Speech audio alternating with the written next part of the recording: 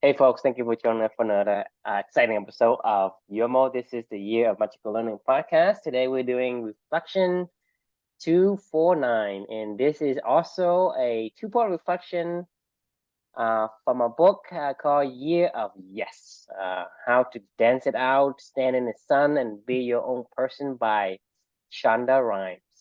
So Yeah, do you know who Shonda Rhimes is? I have no idea.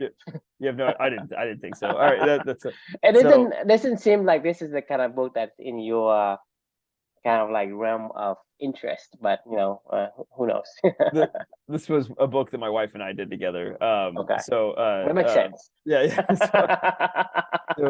Shonda Rhimes is like one of her favorite TV show writers. So she writes Grey's Anatomy and How to Get Away with Murder and oh god, Scandal. I think is her other like really big show that she wrote. And Yeah, I don't watch any of those shows. I, I don't either. My wife does. Maybe that's why I don't know who Shonda Rhimes is. So you know what Grey's Anatomy is, right? I mean, you've heard of that before, right? Yeah, I've heard of it. It's Yeah. some like medical residency doctor movies or something like that. A series. Yeah, it's been around for almost like 20 years now, I think, or something like that. So it's a really, that was her first like show that she started writing. That was like her first big like hit. Ironically, it was really funny. I was in college when Grey's Anatomy came out, and it was like I think I want to say I was a senior the year that Grey's Anatomy came out, the first like season of it, and it was a mega hit. I mean, like mega hit. I mean, there was Grey's Anatomy parties all over campus, like watch parties every single week, and it was like we used to do it. Hell, I watched the first season of Grey's Anatomy, and I was like, man, this show is amazing, it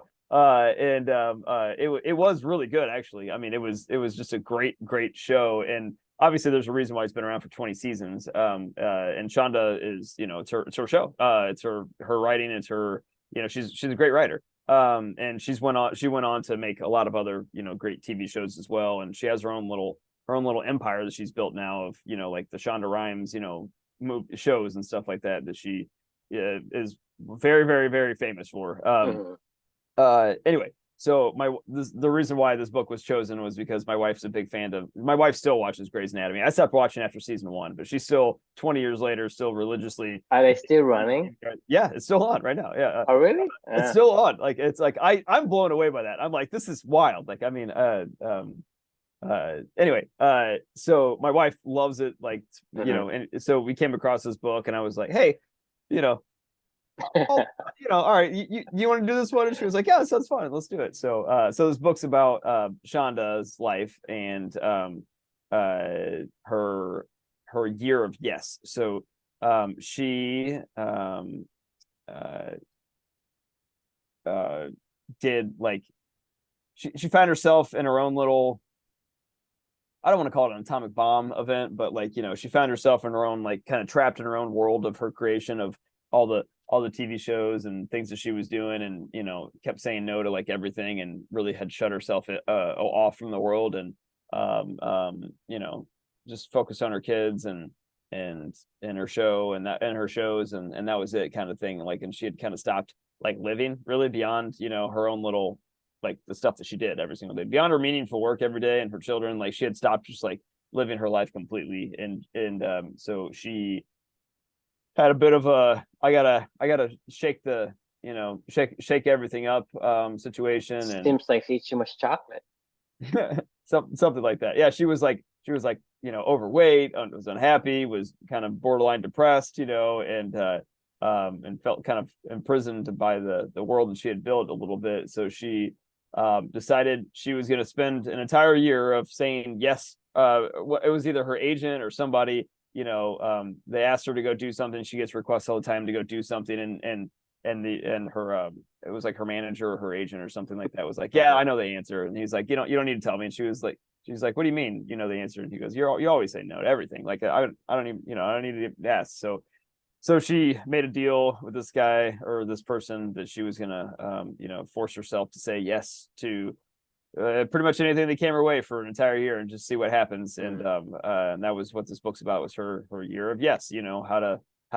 How to just embrace life again a little bit and get outside your comfort zone, and see what happens. And so that it was an interesting book. She's a great writer, obviously, so it was well written, and it's more of a personal memoir. It's not like one of her fantasy like kind of TV shows or anything like that. So it was cool. I enjoyed it. She's creative, great writer, all that good stuff. Anyway, so one of her things that she talked about on this year of yes was Jenny McCarthy. And this reflection is about Jenny McCarthy and living a life of values as a team sport. So do you know who Jenny McCarthy is? I do. Okay. So this is not about that Jenny McCarthy. This is not about Then I don't.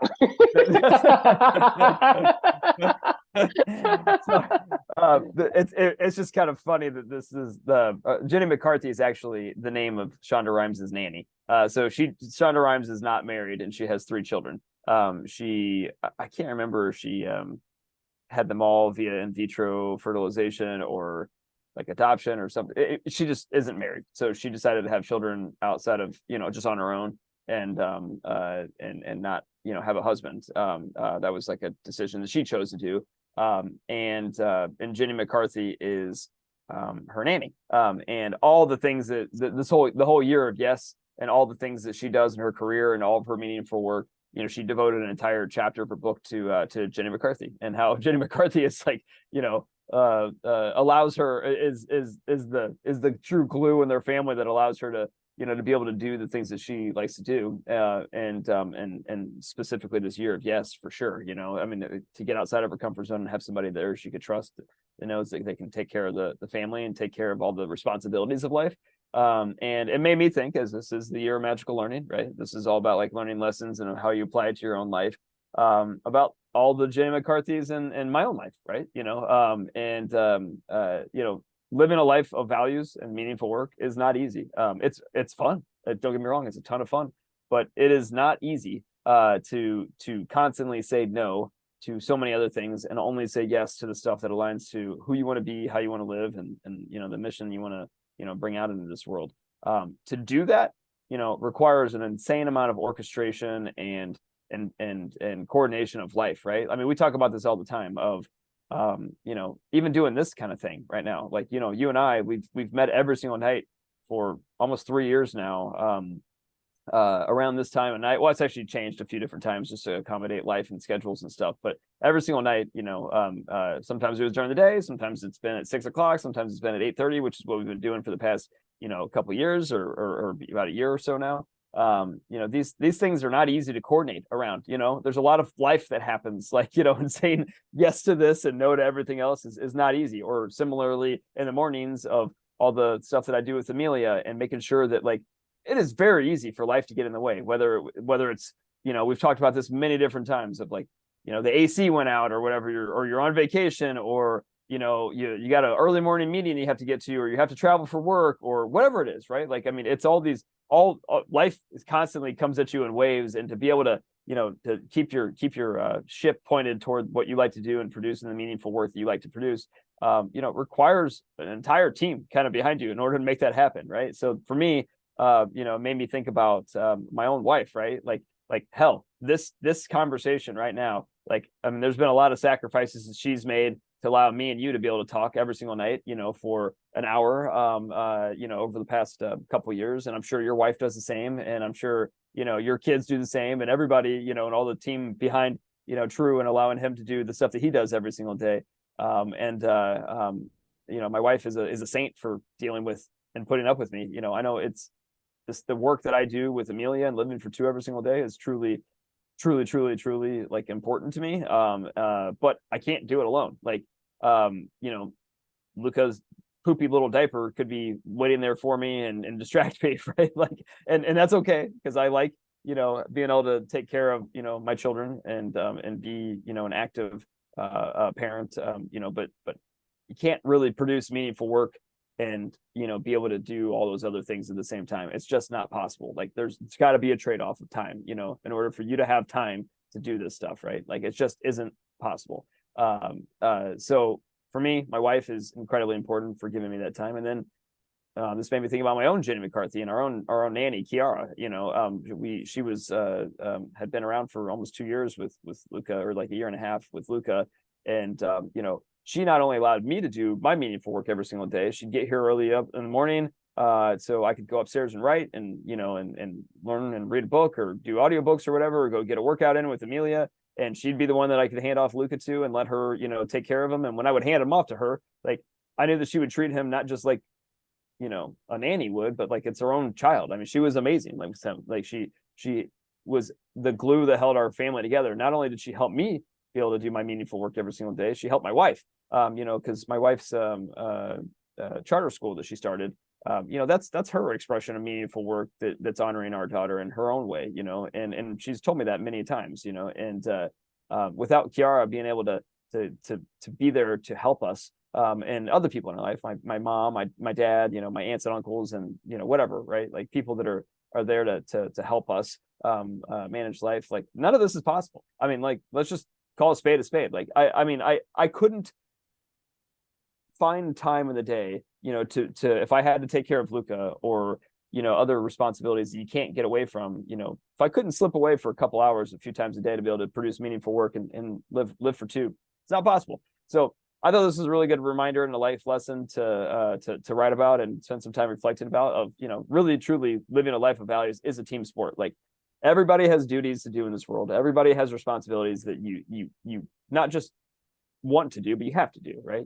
But at the same time, meaningful work is a whole different animal. And for people to be able to have that, I think that everybody should be able to have meaningful work, and truly time for themselves to get into that flow state and find the stuff that matters most to them. But to do that, you need help. Like, I mean, and we all do. Like, you can't do it alone. And that's one of the core values of Clubany, and that's one of the core values of everything that we do here. And I really appreciate Kiara, and my wife and everybody else, that team behind me that gives me the time to be able to go do the stuff that you and I do every single night together. So yeah, I don't know. I'll pause there. Love to get your thoughts. Well, I think it's not much to say since Sure. I mean we keep saying meaningful work, meaningful relationship, right? So those Right. things are like the yin and yang, right? You can't have one without the other. We cannot be self-sustaining. It's not possible. I Right. mean, you would not have meaningful work unless you have meaningful relationship. Without meaningful relationship, there's no meaningful work. And so you look at it, you wouldn't be on this meaningful work quest if it weren't for Amelia, right? Yeah. You wouldn't even have Amelia with if it weren't for you and your wife. Right. You think about it, right? Yeah. Yeah. Yeah. So life, like, to state the obvious, like you say, call spade a spade. To state the obvious, like, we are social creature. We cannot live by ourselves. That's why I keep saying in the past, like, I don't live for myself, because Right. me as being part of these circles, I have this circle of influence, and if I don't do the duty that my role is supposed to be, and it breaks that chain, it breaks that the cycles, right? And so everybody, like you and me, right? We are also dependent on each other to make these meaningful work, because you say, well, I love to do year of practical learning, but if there's no one to do it with, would it still be meaningful? No, actually, I don't think it would be, honestly. Well, I mean, it would be, but it's a different kind of meaning. It's not. So, like, that's a good point. Like, Well, the thing okay, is, the meaningful work and the meaningful relationship goes together, because right. that part of the meaningful work that you do, like this thing that you do, is meaningful work because you have a meaningful relationship. So yes, can you have a year of magical learning in other ways with others? You're gonna have to find a counterpart, right? Whether that's to be, writing, but then when you write, right, you're talking to your daughter. That's Right. none of the relationship you do, because without another counterpart, at least one other party, there's not possible you have meaningful work. Because what are you doing this for? If I were to do certain things, right, what am I doing this for? What I mean, there is always a why. You have to have a why, and a why is usually some kind of a person, some kind of relationship, some kind of a thing you want to do. Right? You Right. say, just like I said, I asked before, if you have $1 trillion, but you can't tell anyone, right? would that $1 trillion be worth the same, or with the feelings and the emotion you have having that money will be the same? I'm probably gonna be on the opposite. It's gonna be negative on your emotions because you have this thing you can't share with no one. And to me, like, you cannot live by yourself. No one can be self-sustaining, because if you think you can be self-sustaining, you're mistaken, because we have this need by nature. We are nature to reach out and to connect. This is something we are born with, and that's something we cannot run away from. And so, to state the obvious again, life is full of interdependency and social interaction. If you don't have that, your life has no meaning. I mean, you can have life, but life to you isn't fulfilling, isn't adapting to this calling that you have, as far as this, combinations of DNA and genes that makes up who you are. Right. And so, like I said, there's not much to say in terms of, and you're gonna have to make sure you don't disrupt the cycle, because you are part of an ecosystem. And if you don't do the thing that you need to do, it disrupts the chain downstream. And so that could create a catastrophic, change or dramatic failures, or whatever. I mean, that's the thing is, let's say you don't like beavers and you just get rid of beavers. What happened to the rest of the ecosystem? It is not It all as falls to shit. thriving. Yeah. Yeah, it falls to shit. Yeah. And that's what I'm saying is, understand this basic thing that's obvious, that we always think But it's not obvious. Like that's the funny thing is it's too obvious. People think it's like, how people say the best place to hide is in plain sight. So right. so when it's too obvious, people say, well, it's too simple. It can't be it. So I gotta look for something like completely secretive and like, not like, it's not out in the open. That's Right. what I'm saying. It's a lot of things that we do today. A lot of things we search. Just like we're talking about the alchemist, right? Your treasure is in the backyard, but you think that it's in this, journey that You you got to have to go go, to I fall got to set forward. my Then 10 it's year like, plan and, go get, like this, the you thing know, is, you think the treasure is somewhere else where right. it's remote, right? Because you think about, like, the grass is always greener on the other side. That's what you think. That's what we think, right? And so for us, it's like, okay, if I were to do something, oh, I gotta go far away to go. It's like, for me, it's like, okay, let's say I'm in Houston, like, okay, yeah, I want to find treasure. I gotta go to Egypt. I gotta go to even Vietnam to find treasure. But I came from Vietnam, right? And when I'm in Vietnam, I say, well, the treasure isn't in here. It's like Right. in America, or in, Right. Japan, or whatever. Like, so that's how we think. So when it's too obvious, too in plain sight, we think that's not the answer, because it's like right in front of you, right? It Right. can't be it. So we have to say, well, we're going to reject what we see, and we're going to look for things that is supposed to be hidden. To us, for whatever reason, we think that all treasure has to be hidden, Right. and that's why, you know it's obvious, but it's not obvious, if that makes sense. It's not obvious. Like, and that's like the funniest, the weird, like, I think that's I think the point that you just made is like kind of one of the, I don't know, like the fundamental life lessons of, um of like one of this So, whole so the the thing life, is, the one of the principle, one of the biggest mental insights. models, one of the mental models that I want to take in as a tool in my tool belt is, don't overthink it, right? Like, Simplicity, right? you overthink things, right? It's Right. supposed to be simple. A lot of the good answers are already there. If you overthink it, you are missing the point. You're missing. You're missing. I mean, thing is, you're not supposed to use this bias of treasure has to be hidden. Yeah, but it takes a lot of thinking to not overthink it.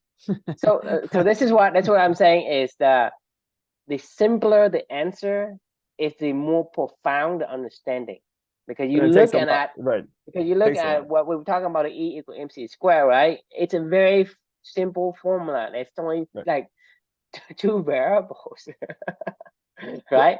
They get two variable, but to get to that, it's like there's like 5, 6 chalkboards of formulas and mathematical derivatives and integrals and whatever to find this E equals MC squared. So in order for you to understand something is to simplify it. If you can't simplify that, then you can't understand. So it's profoundly, like the guy in The Alchemist, like to understand that the treasure is behind is in his backyard, he has to go through all of this journey and experience all of these trial and tribulations to finally understand that, hey, treasure is here. And this is how I can recognize treasure. Just like if I give you a piece of object, right? You don't know what it is until you have gone through the journey through faraway lands and to understand, to talk to different people and to gather enough knowledge to say, okay, this piece is actually treasure versus junk. Because let's say you can't see it. Let's say you're blind, right?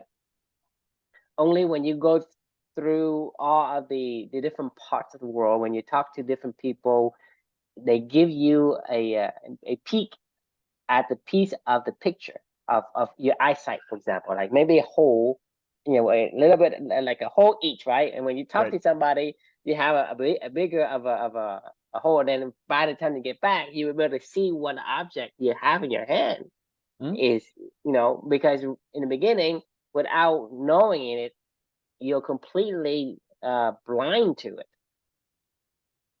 And that's, to me, this is something that sometimes we think it's obvious, but it isn't obvious because you have to have the right, I guess, what do you call it? The right, like the right tape measure, or however you quantify something, right? You have to have the right tool for you to determine the quality or the essence of it. Without a tool, you won't be able to judge whatever it is that is either a treasure or just junk. And this is one of those things that is profoundly simple, but it's hard to get to. You're gonna have to go through a lot of I guess experiences to say, hey, this is actually treasure. Because if somebody will just born today, they can't understand that, hey, this is something that life, it's not just about me, it has to be everybody else's to make this life. If without other people, there isn't life. It's a whole integrated, it's a whole ecosystem, like you said. I can guarantee you that if you are the only person on earth, you probably won't last a month. Because there's no one here. Right. But if you are stuck on like an island, right? You probably gonna last about a couple years, but even then, you still gonna blow your brains out because there's no one there. I mean, you look at a movie, like Castaway, like what you just said is actually, I've been thinking about this a lot whenever I go to the grocery store lately, and I find myself like picking up, produce like a banana or eggs or something like that, and I'm like, man, all I had to do was walk into a store and all these people did all this work to be able to bring it into this one spot for me to be able to just quickly go walk in, pick up some food, and use a little piece of plastic and walk out with some food to go feed my family and make sure that we can go have the energy to go need. I mean, even you could even extrapolate this out to broader, Jenny McCarthy's of the world, of like all the people that do their meaningful work. That it's like you said, it's an ecosystem. Yeah, ecosystem. Like, the moment you don't do your duty as the role that you play, it disrupts the whole entire engine. Right. And so the thing is, disrupt the people closest to you. Like if you don't do the thing that you do, right? It's gonna disrupt your wife's meaningful life. Like she can't do her charter school, and vice versa. If she doesn't help you with the Luca, because the thing is, to you, like having Luca is a blessing, but it's also a duty. It's not. It's a blessing and responsibility. To have a blessing and to have a meaning, something you care about, it's about responsibility. It's basically the yin and the yang, right? Because without responsibility, you don't have Luca. Without Luca, you don't have responsibility. It's the one of those two things. But the thing is, those things has to be like your wife has to become like supportive to you, and vice versa. You have to be supportive to her, and that makes it work. But if you suddenly stop, or she suddenly stops, right? it disrupts the way that you do things, and it basically doesn't work. It affects everybody else. And let's say she doesn't do her part, right? Then it also affects me. Right. Yeah. Right. Because, right? Right. But You're I right. mean, Yeah. I don't live in the same town, but it still affects me because, and Right. then what I can't do still affects me, and me affects my wife, my kids, and so the impact is huge. Just like you're talking about, for you to go and to the grocery and pick, up some bananas and some eggs, right? There's like hundreds of touch points, Hundreds, thousands thousands. of I touch mean, I don't points. even. I mean, I can't even fathom it. Honestly, that's why I said it's been blowing my mind a little bit. Whenever I'm like in the grocery store, I just see aisle after aisle after aisle of food, and you're just like, Jesus, like like this is so I mean, easy. you're talking about even for the people who make the cotton, right? Right. For the eggs, right? For them, they have to have some kind of a place. That place has to be built, and the place has to be built is involve what? Engineering and all these people who Yeah. built that, and then the people who build the engineers built what? They have to go buy cement, and then how is cement made, right? And cement has to be made from this factory, that factory, and so you're talking about thousands and millions of touch points, and you're talking about the supply chain of humanity. It is tremendously huge. I And mean, we don't if we we don't don't, do it alone. We don't do we anything alone in this cannot world. do it alone. Right. I Right. guarantee we are not cannot be self-sustaining because it is against our nature, right? And it's the most inefficient thing ever for us to be self-sufficient. So Right. anyone who think he could be self-sufficient, right? Well, it's going to be it's a dream that's gonna fade, and it's gonna have a very hard reality. Um, and whenever they find out, hey, this ain't isn't all rosy. Once you get into the fact that, hey, I do everything my own. I don't need anyone else. I don't need to interact with people. It's like, Dude, even Thoreau, who went into the fucking woods, to write his book, he went to the town once a day or whatever it was. Like they found out like later on, like, he rode into the town to like have lunch and breakfast with people all the time or like pick up his mail or what, it's like fuck off, like nobody can just go into the woods. It's like the guy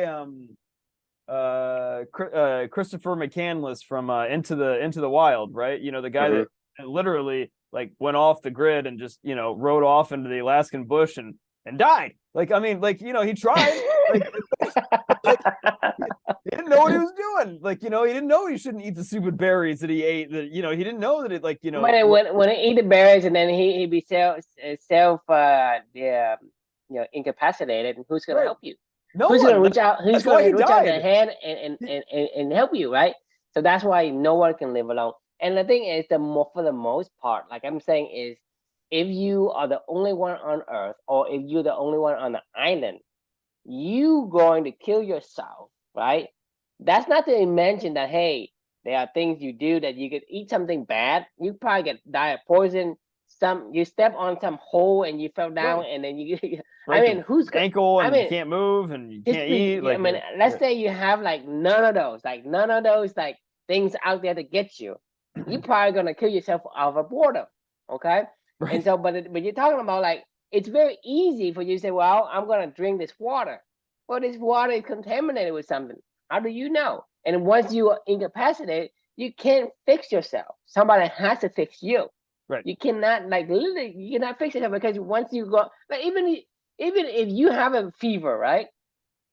It's just a common fever, a common cold that can kill you if you live alone, Right. right? It's not to say, well, it's not that serious. I can get over it. No, you can't. If no one's gonna give you a nudge, right? Then you just basically completely going to spiral downward, and you're going to die before. This is involuntary dying. The other dying I'm talking about is like mentally you're incapable of handling being in solitude. Like I said, people go to prison, and when they act out of prison and shank somebody or kill somebody, the worst punishment is to put that person Solitary in confinement. Yeah. solitary Right. confinement. Right. And and everyone is afraid of that. They're not afraid of death. They're not afraid of getting shanked, but they're afraid of solitary confinement. I mean, you're think about that for a second. my grandmother. I've told you I've been doing the grandma diaries, right? And Mhm. my grandma Sears, she's mentioned this multiple times.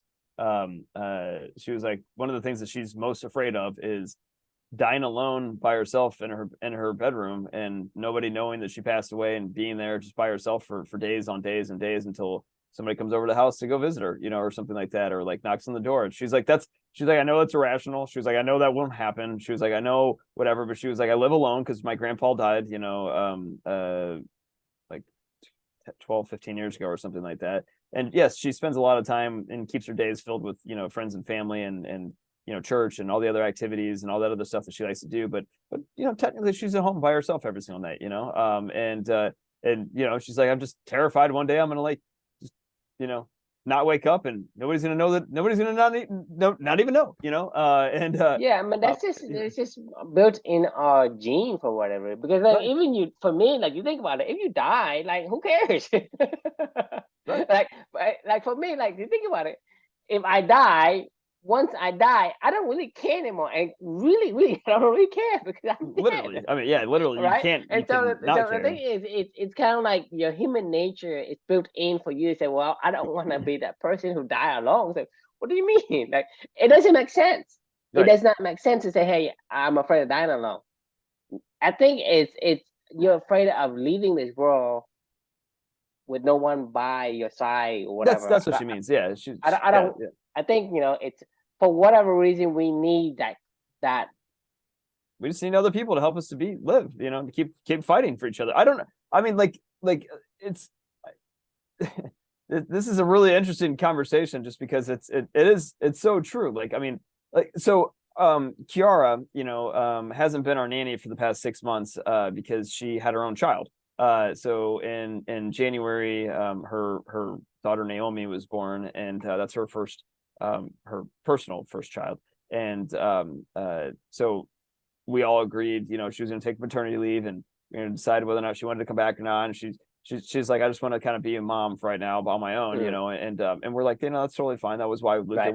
we decided to make the decision to try daycare and see, if Luca wanted to go do that, versus, backfilling that role. Because honestly, like, I don't know that I could ever have another nanny besides Kiara in our house. It'd be just weird. She became like family, Right.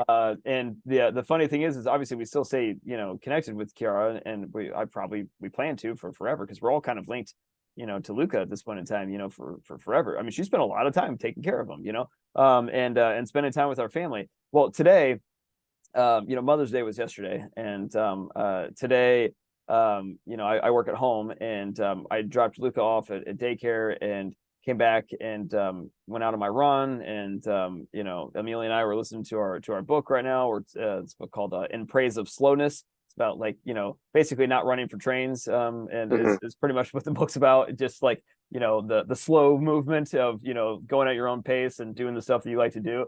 And we're having a grand old time. We get back in, and whatever. Later on in the day, a box arrived, and I was like, what is this? It was like this kind of long, pretty long box, and it said it was urban stems on the side of it. And I was like, what the hell is urban stems? So open it up, and it was like a flowers that had been shipped in a box. Like, and I was like, I've never seen this before, but like apparently there's this company called Urban Stems that ships like real live flowers and things like that, Hmm. And I open up the box, pull out the card. I'm like, who sent this to my wife? I was like, that's really nice. I was like, maybe her mom, or somebody from Texas Hmm. or whatever. And I read the card, and it was from Kiara, and it was like, it's to my wife, and it was like, hey, you're just an amazing mother and an inspiration to me, and courageous, and I love you to death, and blah blah blah blah blah. And like these are things that, like, I mean, it's just funny that I mean, come on, man. Like, now that I think about it, like, come on, this is our fucking reflection for the night. It's about goddamn Jenny McCarthy, and Kiara sent that today. And my wife, when she got home, from work, and she opened, I closed it all back up and put the card back Uh-huh. in. I was like, I don't want to, I don't want to spoil her surprise. So I saw her open it up, and she was like, oh, like almost like started crying, and it's just really funny because you're right. Like, I mean, these are things that, like, you just everybody's got to do their job, and she's an amazing Kiara is an amazing mother, nanny, whatever, like whatever you wanted to call her. With your own children, it's different, right? I'm sure she's an amazing mother to Naomi, but like I 100% sure that she loved Luca probably as much as or more than we did, and that was her meaningful work that she got to do every single day, and she loved it, and like everybody doing their job, we all are better together, and it creates and it builds incredible Right. meaningful relationships, and you see And things like that. that thing is that's very profound. Is that's what makes meaningful relationship works. Is Right. we are better together because that's who we are. You have to be who you are. If you don't, then it disrupts the cycles, and that Exactly. is something that it affects so many people down the line because it's one of those things where we are interconnected in some way, in some fashion. And so for us to do the things that we don't like to do, meaning we are not giving we're not putting our hearts and soul into what we do, I mean, it basically shows up down the line somewhere. Yep. You think about it. So, Oh yeah. whether you are good at, growing plants, building skyscrapers, building rockets, sending people to the moon, discovering medicine, whatever it is. You want the thing that you do because that's what you are drawn to. That's who you are. When you are made up of certain patterns of DNA, you are drawn to the thing you're supposed to do, and Right. that will be like the things that fulfills you. And Yep. so, if you are able to find out what that is and put your heart and soul into it, you're gonna have a very positive, I guess, life memory. Because we're saying it, you are your memory because Mhm. we only remember the things that makes us feel emotional, whether that's sad or joy. But for the most part, you want the most of the joyful emotion, and that is what you judge whether your life is fulfilled or not. Because you can say, well, you're gonna spend your life on something. Might as well but spend your time in your life to something that matters to you. Right. Which is okay. I just want to live for the next day. Well, you can go just do whatever. You can go clean toilets, and they can pay you to live for the next day. But that's the thing is, I'm exaggerating on that part. But we do things today that we don't care about it. Yeah, right. We, It's a compound effect. Non-meaningful work leads to non-meaningful relationships and more non-meaningful work and more non-meaningful relationships and yada yada yada. Meaningful work leads to more meaningful relationships, leads to more meaningful work, leads to more meaningful relationships, and it compounds on each other, right? it Like when you compounds it compounds like both negatively and positively right, because you think about the way that you and your nanny, right, the way that you trust her and the way she trusts you and in the way that she basically have this close relationship with you because that's a positive spiral effect, right? right, Because she treat Luca right, you treat her right? It compounds. So what happens if I go and let's say I fly to Indiana and I go and I break into your car, right? That's something I do, right? It right, still work, right? right. Because I'm gonna steal something. I'm a car breaker. Yeah, I'm gonna that's break my in your job, car. man. I'm gonna steal your iPod. I'm gonna sell on Right, eBay for $50. I can buy a few pizza on it. I can live the next day. But that's the right. work that I do. But how you think about it? How do you feel, right? If you stole my shit, because it's happened to me many times, and Not like only that shit is shit, but I broke your car window. well, so there's a caveat here. I've had my car broken into on my own driveway about like 5 times in the time that I've lived. Because I actually park in the driveway because our garage is really hard to get in and out of, so I just park in the driveway every night. I've never had my car broken into though. It's always because I accidentally left it unlocked, and there's somebody that would like come by every night and like check to in the middle of the night to see if people had left cars unlocked, and I would wake up and I would see shit all over my dashboard. Like they just But do it really fast. Like, they yeah, would pull I down your mean, glove box and go through all your middle console and then they'd bounce, right? But like they didn't technically break into my car. They just opened my door and rummaged through all my shit. But every single time they did it, I was like, God damn it. I was like, you know, like if they just would have like knocked on my door and said like, hey, you left your door open, leave me $50 in the mailbox or something like that, you know, tomorrow, I would be like, you know what, I would do that. That's fair. You know, like that's a fair price to pay. You know what I But mean? that's the Like, thing is, it's meaningful work, right? Because it's still, when you think about it, what I'm describing is still work. I'm still right. doing something to buy a meal for to live the next day, right? Oh my God. To That is live the the next best day. idea. Wait a minute. That was the best idea ever. You could totally be a crook where you just leave little post-it notes on people's doors saying, hey, just let you know, you left your door unlocked last night and I came by and I was going to steal it. I didn't steal stuff. Here's my Venmo. You know, you can Venmo me at Chris-Sears6 or whatever for $50 or whatever you feel the value is of me not stealing your shit out of your car. You're welcome. You know, like I mean, then you're like that is like meaningful work thief. You know, No. This is like why you let people go surfing. It's like no, now you're just helping people out. They'd be like, oh, you're no, right. you're not helping me. You should be stealing in the first place. I didn't steal anything. I just let them know I could have, but I didn't. But you should, you know, if you feel kind enough, You should thank me because I didn't steal right, it. Like, exactly. no, that's so wrong in so many ways. I'm gonna try this. I just want to do it, and then I want to like say it outside somebody's house and then film them as they come to their car and be like, what did they do? Like, did they laugh? Did they chuckle? You know, I'm bringing smiles to people's faces in the morning when they wake up. You know, at that point in time. I don't know, man. You live in a different world. You do that to me, I'll probably stalk you and put you in jail. Don't do it, man. Oh, that's Just, awesome. yeah. But like, go back to what I'm saying is the thing you do that creates a positive impact. The thing you do creates a negative impact because when you get caught broken into and still get stolen, right? You're gonna say, hey, it's awful. You feel awful, and then you take it out on somebody else that next to you.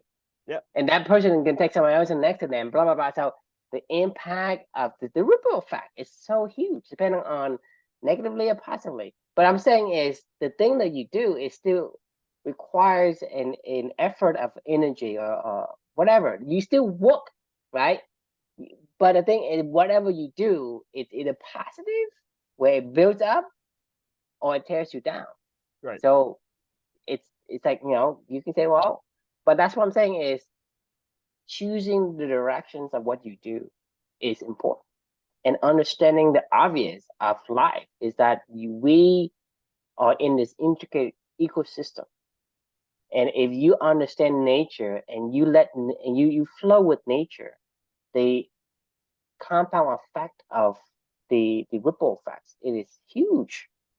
And it's going to give you really what you need as far as, okay, do I have the life that I think, I spent the time wisely versus I, wasted on things that I wish I shouldn't have done.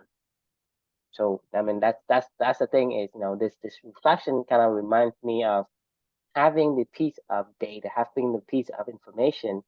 How would it help me decide which direction I need to go? Agreed. I can't believe we talked for an hour about, or not a full hour, but close to it about this reflection. Honestly, I thought this was going to be a fast one. We always find ways to fill up the time. It's always good. It's always fun. That's why I love it. But I'm not going to lie to you right now, True. My head is swimming. Like I like no. Like I'm not gonna lie to you. So next time that I go to New York City, what I think I'm gonna try to do, I just want to do an experiment. I want to write, like I want to go make like post-it notes that already like are pre-made. And what I'm gonna do is I'm gonna go down like really busy streets, really of like wealthy neighborhoods that are like street lined, whatever, car parking, like in like the wealthy neighborhoods of like New York. I'm gonna go down each street and like every maybe 100 yards, I'm just gonna slap a sticker on the window that says, "I came by last night to rob your vehicle and found that your car door was unlocked. Like I didn't rob your doors. I actually closed it. I locked the door for you, but I could have stolen from you, but I didn't.